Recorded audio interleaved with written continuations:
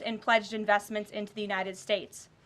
And on another important note that the American people entrusted President Trump to fulfill, this administration's efforts to seal the border continue to prove extraordinarily successful. In President Trump's first month back in office alone, illegal border crossings hit lows not seen in decades, down 94% over the past year, while interior arrests are up 134%.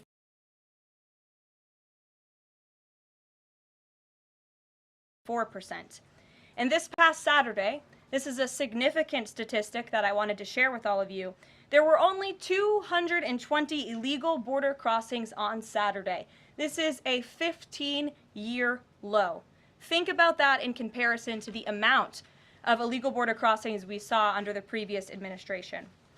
Fox recently reported that a San Diego migrant shelter is closing its doors after saying they have not received new asylum-seeking families or individuals since January 20th.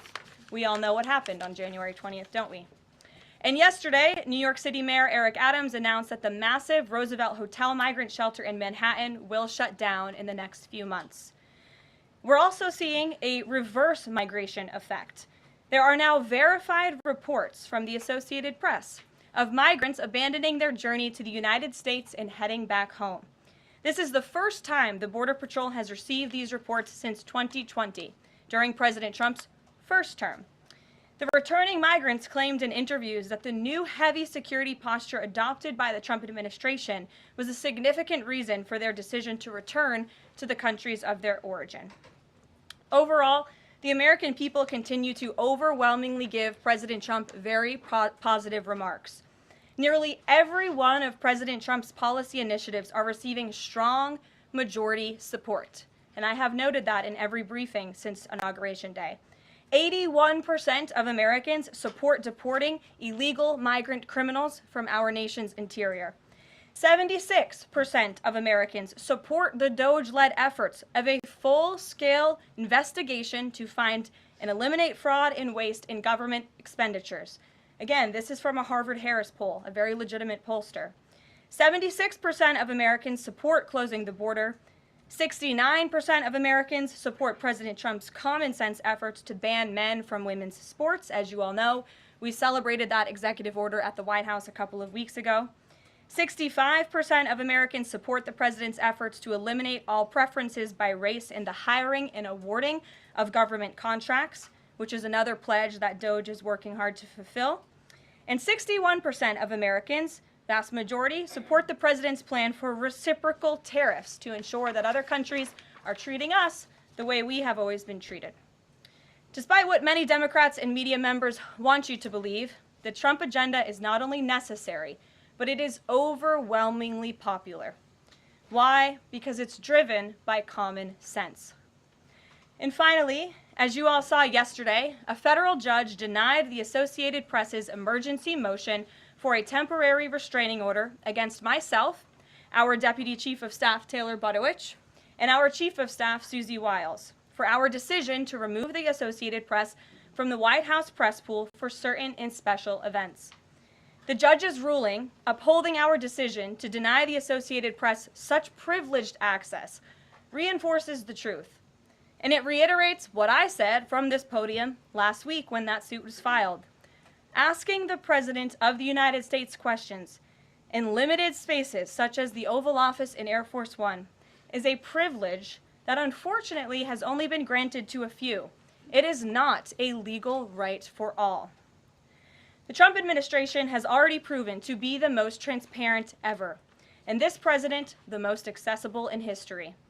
This is evidenced by President Trump's daily press conferences in the Oval Office, where he takes many questions from the journalists who have the honor and privilege of standing before the beautiful Resolute desk. The president and this entire White House are committed to ensuring the American people continue to receive this same level of historic transparency, access, and visibility. In fact, we want to double down and give even greater access to the American people. We want more outlets and new outlets to have a chance to take part in the press pool, to cover this administration's unprecedented achievements up close, front and center. As you all know, for decades, a group of DC-based journalists, the White House Correspondents Association, has long dictated which journalists get to ask questions of the President of the United States in these most intimate spaces. Not anymore. I am proud to announce that we are going to give the power back to the people who read your papers, who watch your television shows, and who listen to your radio stations. Moving forward, the White House press pool will be determined by the White House press team. Legacy outlets who have participated in the press pool for decades will still be allowed to join, fear not, but we will also be offering the privilege to well-deserving outlets who have never been allowed to share in this awesome responsibility. Just like we added a new media seat in this briefing room, legacy media outlets who have been here for years will still participate in the pool, but new voices are going to be welcomed in as well. As part of these changes, we will continue the rotation amongst the 5 major television networks to ensure the President's remarks are heard far and wide around this world. We will add additional streaming services which reach different audiences than traditional cable and broadcast. This is the ever-changing landscape of the media in the United States today. We will continue to rotate a print pooler who has the great responsibility of quickly transcribing the President's remarks and disseminating them to the rest of the world. And we will add outlets to the print pool rotation who have long been denied the privilege to partake in this experience but are committed to covering this White House beat. We will continue to rotate a radio pooler and add other radio hosts who have been denied access, especially local radio hosts who serve as the heartbeat of our country. And we will add additional outlets and reporters who are well-suited to cover the news of the day and ask substantive questions of the President of the United States, depending on the news he is making on that given day. This administration is shaking up Washington in more ways than one. That's what we were elected to do. As I have said since the first day behind this podium, it's beyond time that the White House press operation reflects the media habits of the American people in 2025, not 1925. A select group of DC-based journalists should no longer have a monopoly over the privilege of press access at the White House. All journalists, outlets, and voices deserve a seat at this highly coveted table. So by deciding which outlets make up the limited press pool on a day-to-day basis, the White House will be restoring power back to the American people who President Trump was elected to serve. So in that note, in our new media seat today, we have Shelby Talcott, who is a White House reporter for Semaphore. In 2022, Semaphore launched as a global digital news platform with the aim of bringing meaningful innovations to the news industry. Today, they have nearly 1 million newsletter subscribers spanning 11 separate editions. With that, Shelby, I will take your questions. Thanks, Caroline. I've got 2 for you. One on foreign policy. Over the weekend, the President's Special Missions Envoy, Rick Grenell, was talking about Venezuela, and he said that the President isn't someone who wants regime change. Other administration officials have made clear that they don't see Maduro as the rightful leader. What is this administration's policy on a new government in Venezuela? I think the President has made his position on Venezuela quite clear. He stands in opposition to the Maduro regime, and Secretary Rubio has spoken on this extensively as well. And then on Doge, last night Elon Musk said that a failure to respond a second time will result in termination. Will there be additional rounds of the "what did you do this week" email from Doge to federal workers? And what's the guidance on the federal workers who've been instructed by their agencies not to reply? So a couple of things on this. First of all, let's just take a step back and talk about this idea. The President sent out a truth last weekend to Elon Musk saying he loves everything Elon is doing and he wants him to be even more aggressive because Doge thus far has proven incredibly successful in making our government more efficient. And so Elon and Doge came up with this idea. Elon has implemented this at his private companies. It has proven successful. And it's a very simple idea when you think about it. All the Office of Personnel Management is asking, all this administration is asking, President Trump is asking, is for federal workers who live off of the American taxpayers' dime to send 5 bullet points of what they have done in the previous week. That is all we are asking for. And so the Office of Personnel and Management sent out additional guidance last night. Those responses should be directed to agency leadership, and the president defers to his cabinet secretaries, who he's obviously entrusted to pursue the guidance relative to their specific workforce. And for some of the agencies that you've seen who have said, please don't send these emails, it's in their best interest for that specific agency, and the president supports that. And let me be very clear, the president and Elon his entire cabinet are working as one unified team, and they are implementing these very common sense solutions. You're welcome. Jackie. Thank you. One follow-up on that question. So about the deadline, Alina Habba said that you have until tonight. Elon Musk said a failure to respond a second time would result in termination. So is that a real deadline? Should federal workers be looking to that guidance, or should they be looking to the agency heads? Like, what is the actual deadline? So again, the agency heads will determine the best practices for their employees at their specific agencies. Again, this was an idea that Elon come up with. Doge worked with OPM to actually implement the idea, and the secretaries are responsible for their specific workforce. And this is true of the hirings and the firings that have taken place. And we advise federal workers, unless your agency has dictated you not to respond to this email. In fact, I can announce that we've had more than 1 million workers who have chosen to participate in this very simple task of, again, sending 5 bullet points to your direct supervisor or manager, CCing OPM. I actually participated in myself. It took me about a minute and a half to think of 5 things I did last week. I do 5 things in about 10 minutes, and all federal workers should be working at the same pace that President Trump is working and moving. We have a country to save, and we want this federal government to be responsive to the needs of the American people who re-elected this president to have historic, massive reform, and that's what the intention of this idea is. Can you clarify one thing, though? Because Elon Musk also said that a reason that they wanted this 5 things email was just to see if people are actually alive.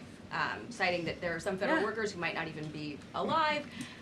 So meantime, NBC is reporting that these responses are going to go into an AI generator to evaluate whether these jobs are necessary. So is it just to see if people are actually working, or is it an effort to maybe cut some of those jobs? I have not seen that NBC News report, and I haven't heard that from Doge or from Elon himself.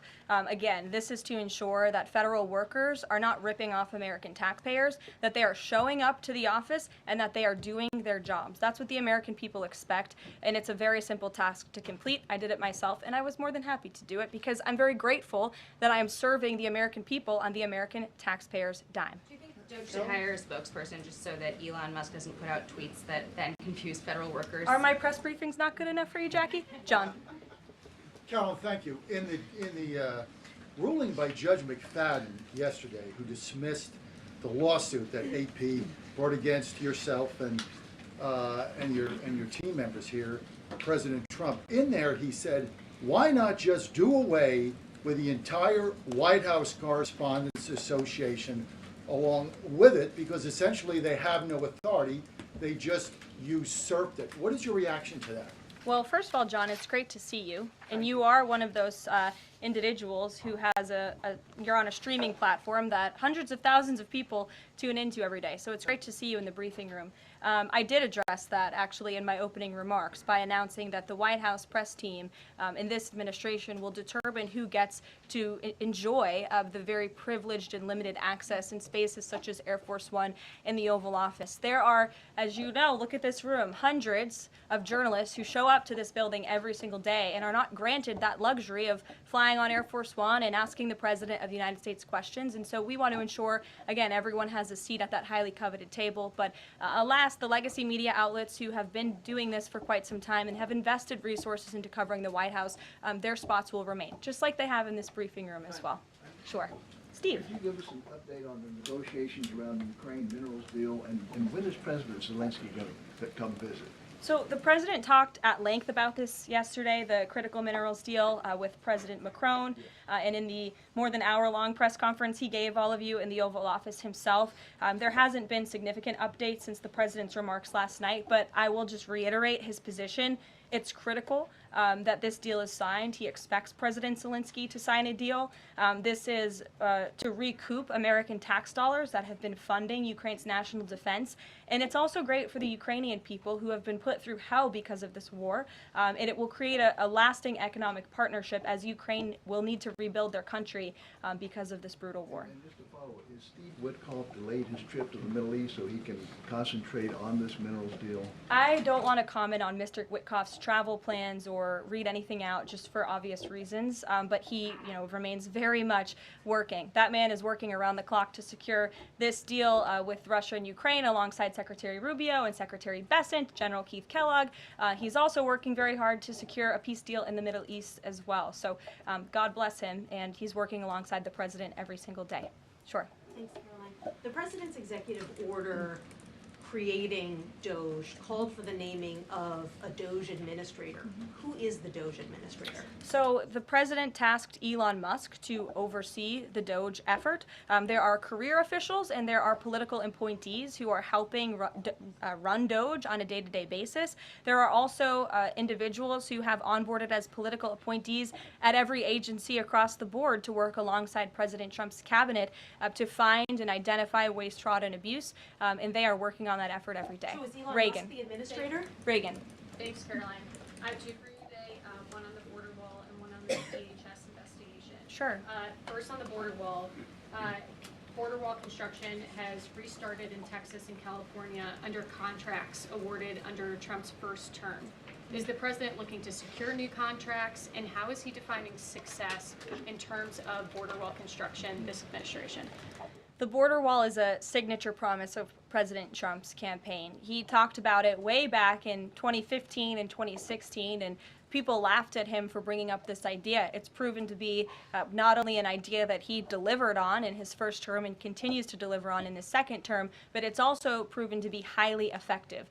In fact, we know where there were parts of President Trump's border wall built and standing under the previous administration, illegal border crossings dropped 87% where there was a border wall. So the wall is an incredible deterrent factor for illegal migrant caravans. The president is committed to the continuation of the construction of the wall. And the previous administration actually sold off the resources that the Trump administration secured to build the wall. And that's an egregious misuse of the American taxpayers' money. They just let those resources rot on the southern border. They actually sold them for pennies on the dollar. So this administration, DHS and ICE and Customs and Border Patrol and Tom Homan and all of the great people who are working on this effort are committed to continuing the construction of President Trump's border wall. DHS investigation into people who might be leaking within the administration.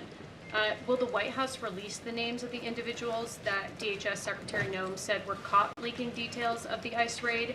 And can you share how many leakers have been caught so far and what agency they were a part of?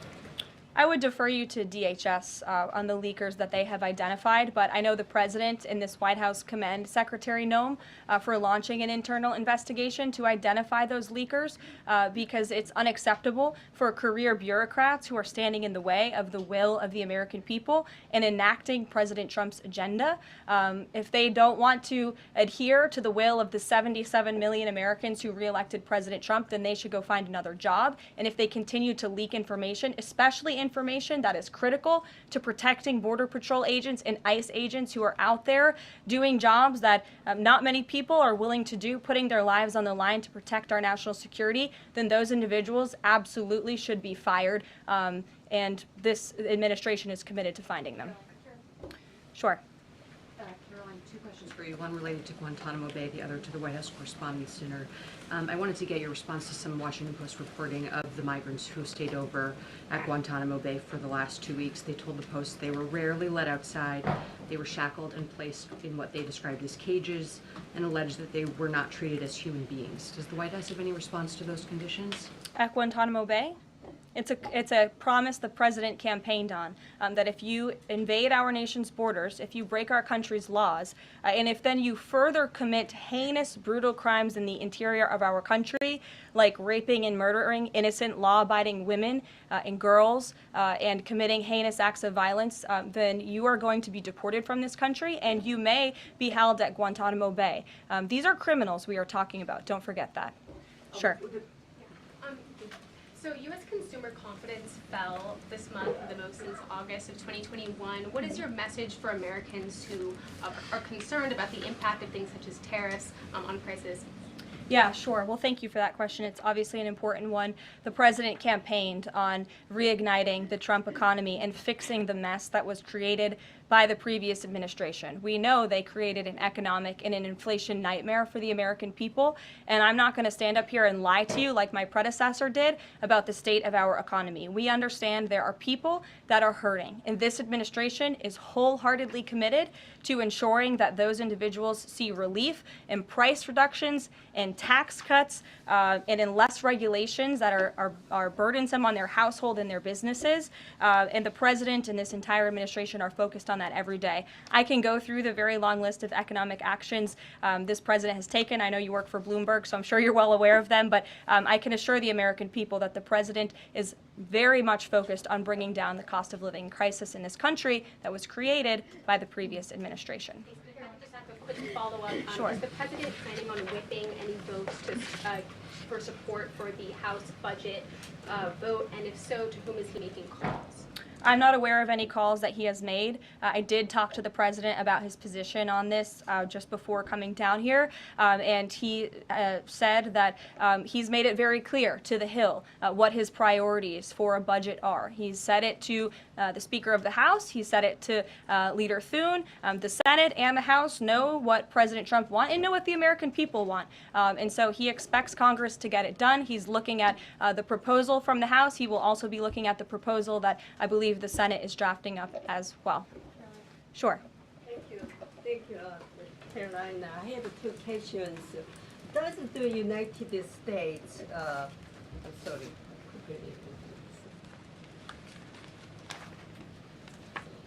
Well, why don't you identify your question and I'll come back to you. Sure, go ahead.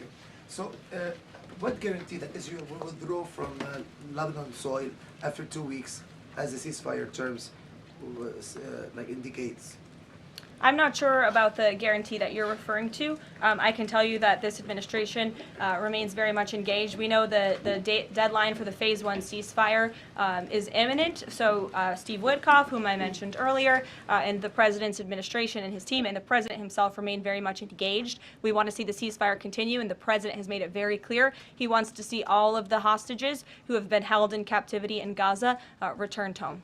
Jeff. Carolyn, I was wondering if is Elon Musk going to attend the president's first cabinet meeting tomorrow? He is, as a matter of fact. I spoke to the president about that before coming down here as well. And Elon, considering he is working alongside the president and our cabinet secretaries, this entire administration will be in attendance tomorrow just to talk about DOJ's efforts and how all of the cabinet secretaries are identifying waste, fraud, and abuse at their respective agencies. We look forward to the meeting tomorrow, and I think you'll be hearing from the president and his cabinet where they're on campus tomorrow. I hope you guys are excited. So some of those cabinet members were caught off guard by the email. Nobody was caught off guard. A few departments said they were caught off guard. The FBI was, the DOJ was. Did anonymous sources say that, or did the cabinet secretary say that? The cabinet secretaries and others have said that they were not aware that this was happening. So I'm wondering, will there be a give and take tomorrow at the cabinet meeting? Is Elon Musk or the president open to any type of dialogue about who is actually in charge of the chain of command of these workers? I would reject the premise of your question, Jeff. The cabinet secretaries have not said that. I know anonymous sources, probably career bureaucrats, have leaked that to many of you in this room. But as I said at the beginning of this press conference, everybody is working as one team, and the president respects the decisions of his cabinet secretaries to tell his staff, their staff, not to respond to that email because they did so out of interests of national security, and they don't want to obviously risk confidential information. It's pretty common sense. Dasha. Musk has obviously been doing a lot of work. He's been working every day, and a lot of the time weekends. He is designated as a special government employee, which means that he can only work 130 days per year. Is the White House expecting him to limit his work to 130 days, or are you going to work around those rules? Do you want to see him extend beyond the 130 So today is February 25th, so I think we've been here about 35 days, roughly. So ask me in another 100 days. Daniel. Caroline, thank you. You opened up with a major announcement from Apple, $5 $500 billion, 20,000 jobs, doubling its advanced manufacturing fund. Yeah. What does that signal that such a global brand would make what it called its largest ever spend commitment just a month into President Trump's second term? What does that signal about his economic vision for the country?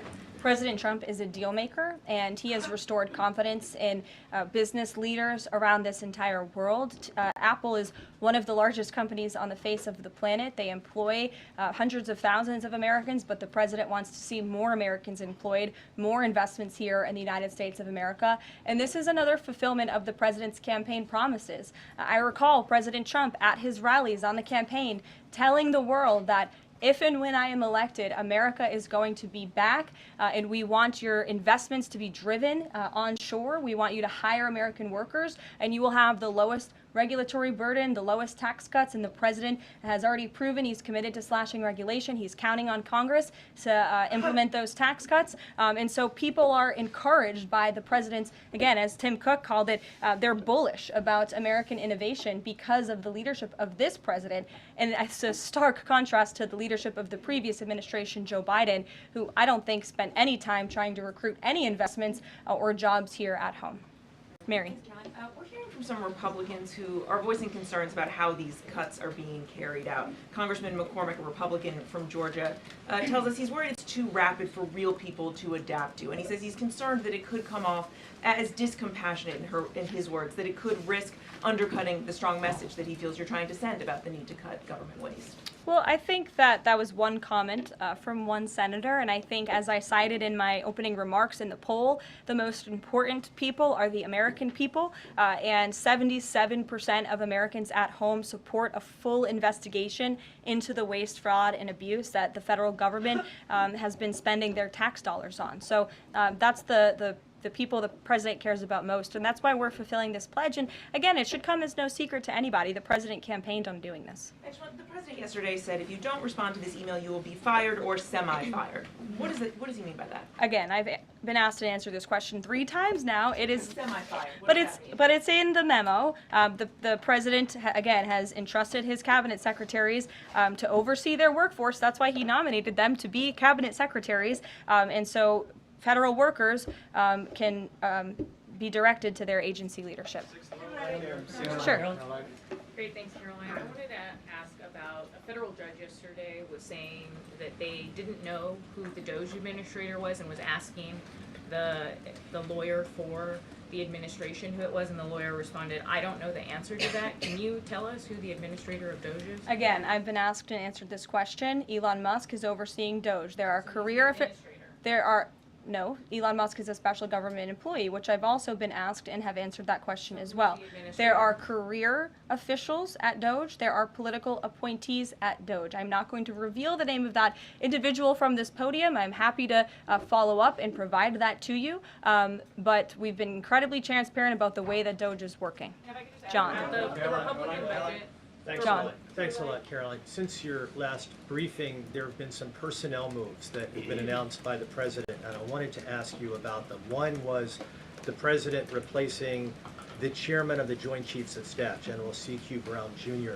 What was the reason for the president naming a replacement for General Brown? And then I'll follow up with another personnel announcement that's been made over the last few days. He thinks he's doing a bad job, and it's time for a shakeup at the Pentagon. They failed 7 audits in a row. The trust in our United States military amongst the war fighters is low. The president is shaking up the Pentagon and the Department of Defense, of course, with Secretary Hegseth leading, and he has the right to do that. It's actually quite common from administration to administration to do such a thing. The president, when he swore him in as the Chief of Staff for the Air Force, called him a great man and a great gentleman. Does he distance himself from the remarks that he made back in August of 2020? I think replacing him speaks for itself. James. James. One other one, if I'm sorry, thank you. On the FBI, the president also announced a new deputy director of the FBI, Dan Bongino. From what has been reported, and maybe this is not accurate reporting, you can tell me, the FBI director, Kash Patel, informed Republican senators that it would be an individual named as the deputy who was a special agent currently at the FBI, and of course Mr. Bongino is not. What was the reason for naming Mr. Bongino to this position, and was Mr. Patel not correct in making that assurance to those senators? I'm not sure if anybody in this room has listened to Mr. Bongino when he talks about the past corruption at the FBI, when he talks about his experience serving for the United States Secret Service. This is a man who loves his country and who has honorably served our country in ways that many people have not. He understands the depth of the corruption at these institutions, which the American people re-elected President Trump to shake up. And I think it's quite despicable to see many networks in this room who have had chyrons on their television screens labeling Mr. Bongino as a far-right podcaster.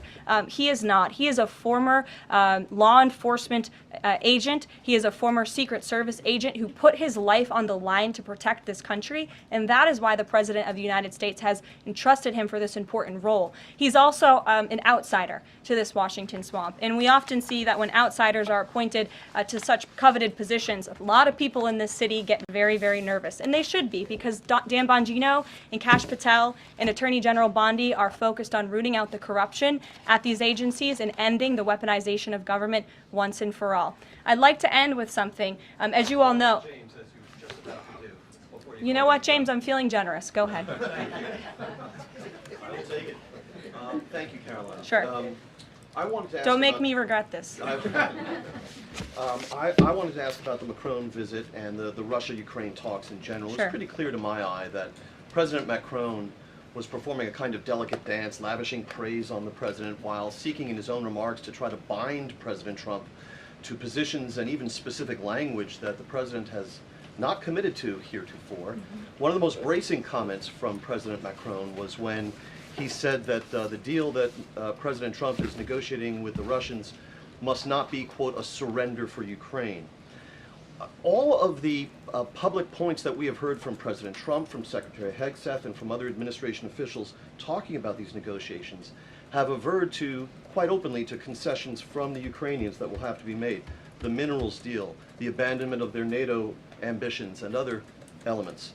So far, we have not heard any administration official suggest a single concession that the Russians should be prepared to make. And so I wonder if you could assure us, at a minimum, that this negotiation process will not be as one-sided as the Europeans seem to think it is, that in fact, President Putin will also be made to engage in some concessions to reach this deal.